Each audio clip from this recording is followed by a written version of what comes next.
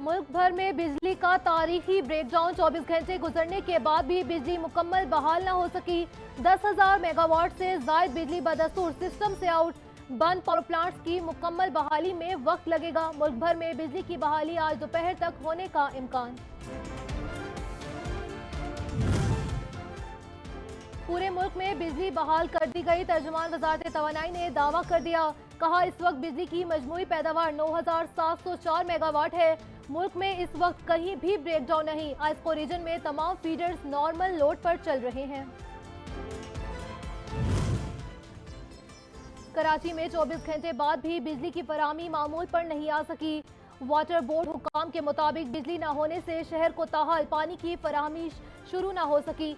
आज बिजली की फराहमी मामूल पर आएगी तो 48 घंटों में पानी की फराहमी मुकम्मल बहाल हो सकेगी।